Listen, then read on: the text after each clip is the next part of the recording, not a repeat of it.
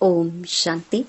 21 अगस्त 2025 बाबा के महावाक्य।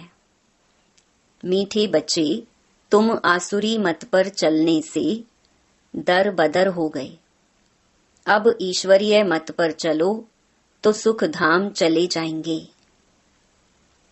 प्रश्न: बच्चों को बाप से कौन सी उम्मीद रखनी है, कौन सी नहीं?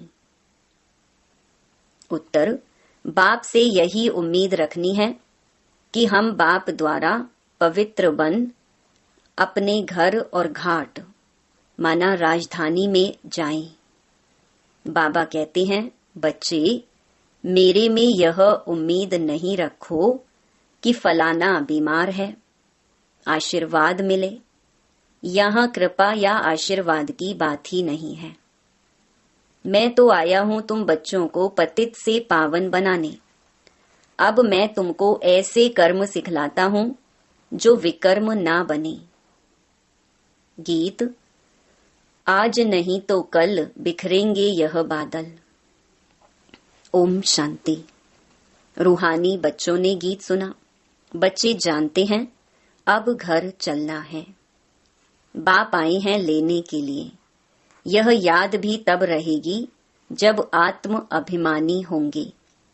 देह अभिमान में होंगे तो याद भी नहीं रहेगी। बच्चे जानते हैं बाबा मुसाफिर होकर आया है। तुम भी मुसाफिर होकर आए थे। अब अपने घर को भूल गए हो। फिर बाप ने घर याद दिलाया है और रोज रोज समझाते हैं।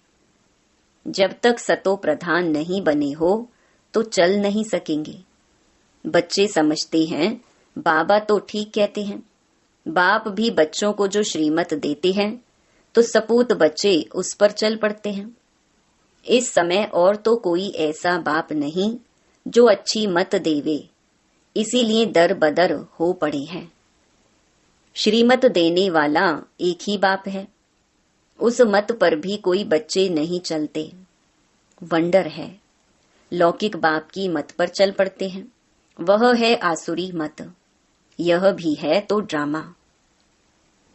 परंतु बच्चों को समझाते हैं, तुमने आसुरी मत पर चल इस गति को पा लिया है। अब ईश्वरीय मत पर चलने से तुम सुखधाम में चले जाएंगे। वह है बेहद का वर्षा। रोज समझाते हैं तो बच्चों को कितना हर्षित रहना चाहिए। सबको यहाँ तो नहीं बिठा सकते। घर में रहकर भी याद करना है। अभी पाठ पूरा होने का है। अब वापस घर चलना है। मनुष्य कितना भूले हुए हैं। कहा जाता है ना, यह तो अपना घर घाट ही भूल गए हैं।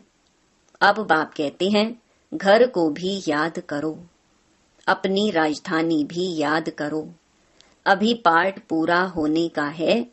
अब वापस घर चलना है। क्या तुम भूल गए हो?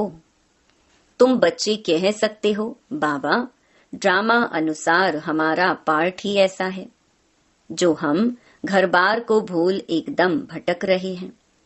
भारतवासी ही अपने श्रेष्ठ धर्म कर्म को भूलकर दैवी धर्म भ्रष्ट, दैवी कर्म भ्रष्ट हो पड़े हैं।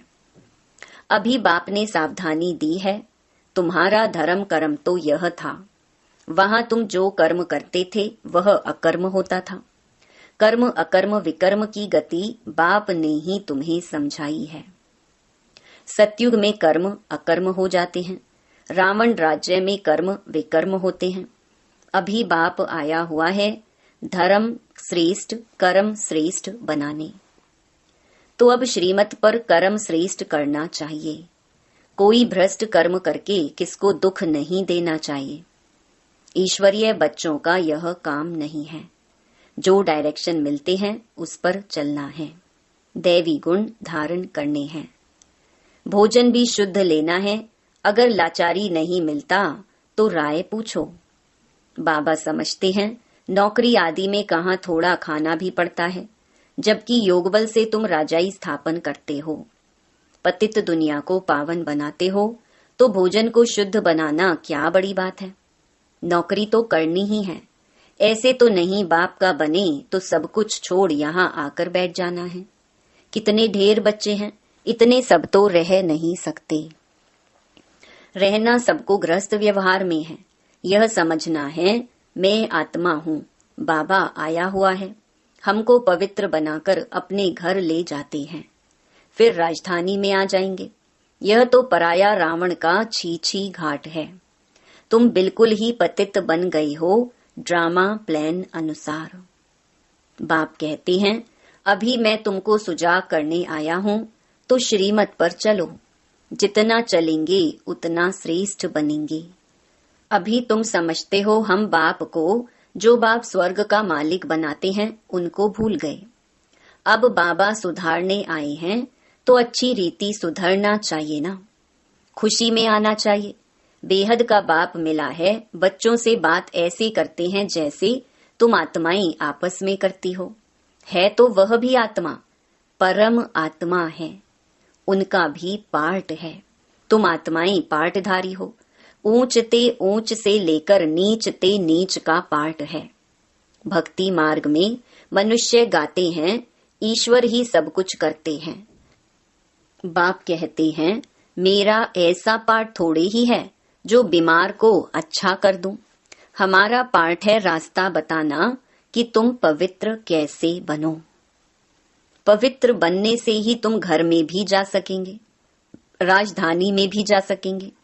और कोई उम्मीद मत रखो फलाना बीमार है आशीर्वाद मिले, नहीं।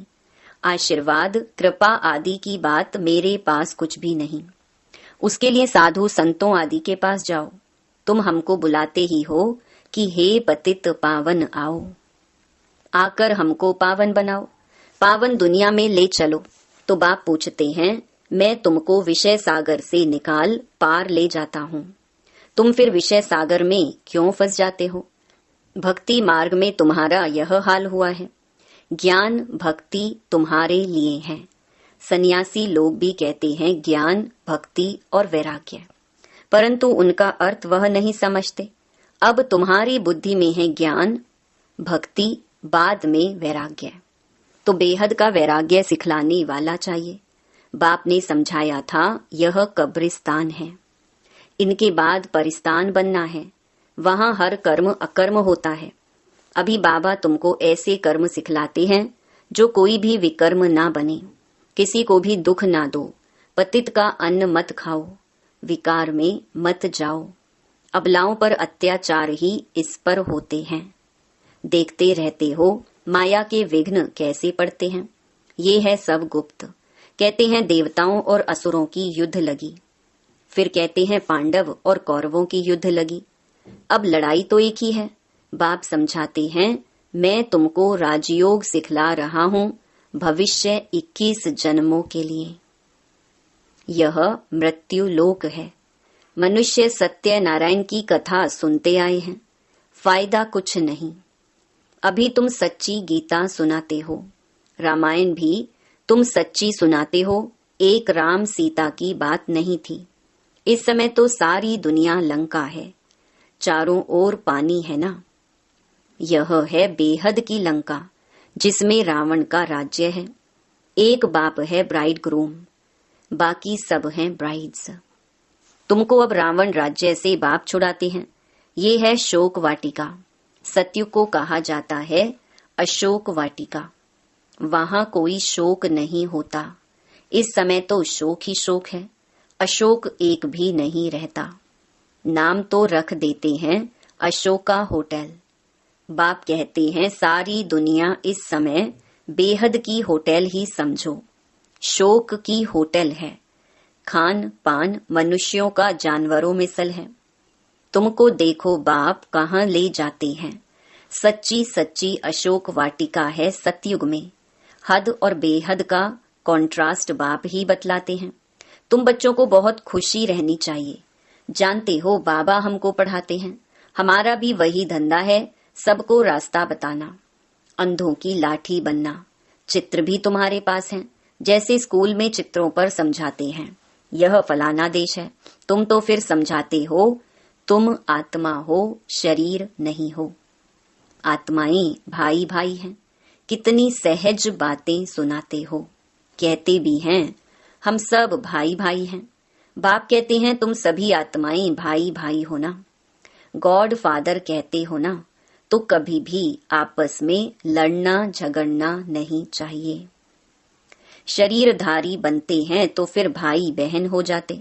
हम शिव बाबा के बच्चे सब भाई भाई हैं। प्रजापिता ब्रह्मा के बच्चे भाई बहन हैं। हमको वर्षा दादे से लेना है, इसीलिए दादे को ही याद करते हैं। इस बच्चे ब्रह्मा को भी हमने अपना बनाया है अथवा इनमें प्रवेश किया है। इन सब बातों को तुम अभी समझते हो। बाप कहते हैं बच्चे, अब नया दैवी प्रवृत्ति मार्ग स्थापन हो रहा है। तुम सभी बीके शिव बाबा की मत पर चलते हो, ब्रह्मा भी उनकी मत पर चलते हैं। बाप कहते हैं अपने को आत्मा समझ बाप को याद करो और सर्व संबंधों को हल्का करते जाओ। 8 घंटा याद रखनी है, बाकी 16 घंटे में आराम व धंधा आदि जो करना है सो करो। मैं बाप का बच्चा हूँ, यह नहीं भूलो।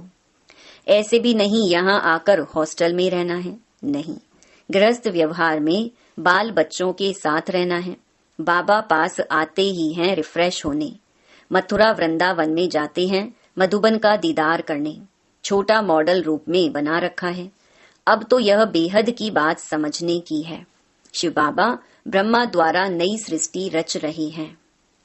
हम प्रजापिता ब्रह्मा की संतान बीके हैं। विकार की बात हो ना सके। सन्यासियों के शिष्य बनते हैं। अगर वह सन्यासी कपड़ा पहन लेवे तो नाम बदली हो जाता है। यहाँ भी तुम बाबा के बन गए तो नाम रखे ना बाबा ने। कितने भट्ठी में रहे थे, इस भट्ठी का किसको पता नहीं।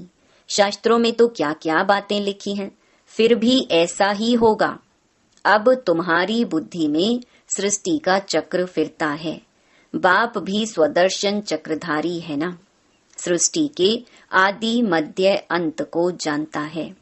बाबा को तो शरीर भी नहीं, तुमको तो स्थूल शरीर है, वह है ही परम आत्मा। आत्मा ही स्वदर्शन चक्रधारी है ना। अब आत्मा को अलंकार कैसे दिए जाएं? समझ की बात है ना। यह कितनी महीन बातें हैं। बाप कहते हैं वास्तव में मैं हूँ स्वदर्शन चक्रधारी। तुम जानते हो आत्मा में सारे सृष्टि चक्र का ज्ञान आ जाता। बाबा भी परम धाम में रहने वाला है, हम भी वहाँ के रहने वाले हैं। बाप आकर अपना परिचय देते हैं, बच्चे मैं भी स्वदर्शन चक्रधारी हूँ। मैं पतित पावन आया हूँ तुम्हारे पास। मुझे बुलाया ही है कि आकर पतित से पावन बनाओ, लिबरेट करो। उनको शरीर तो है नहीं, वह अजन्मा है, भल जन्म लेते भी हैं, परंतु दिव्य। शिव जयंती अथवा शिवरात्रि मनाते हैं। बाप कहते हैं मैं आता ही हूँ तब जब रात पूरी होती है, तो दिन बनाने आता हूँ। दिन में 21 जन्म, फिर रात में 63 जन्म। आत्मा ही भिन्न भिन्न जन्म लेती है। अब दिन से रात में आई है, फिर दिन में जाना है। स्वदर्शन चक्रधारी भी तुमको बनाया है। इस समय मेरा पाठ है, तुमको भी स्वदर्शन चक्रधारी बनाता हूँ, तुम फिर औरों को बनाओ। 84 जन्म कैसे लिए हैं, वह 84 जन्मों का चक्कर तो समझ लिया है। आगे तुमको यह ज्ञान था क्या? बिल्कुल नहीं, अज्ञानी थे। बाबा मूल बात समझाते हैं कि बाबा है स्वदर्शन चक्रधारी। उनको ज्ञान का सागर कहा जाता है। वह सत्य है, चैतन्य है। तुम बच्चों को वर्षा दे रहे हैं। बाबा बच्चों को समझाते हैं आपस में लड़ो झगड़ो मत, लून पानी मत बनो, सदैव हर्षित रहना है और सबको बाप का परिचय देना है। बाप को ही सब भूले हुए हैं। अब बाप कहते हैं माँ मेकम याद करो।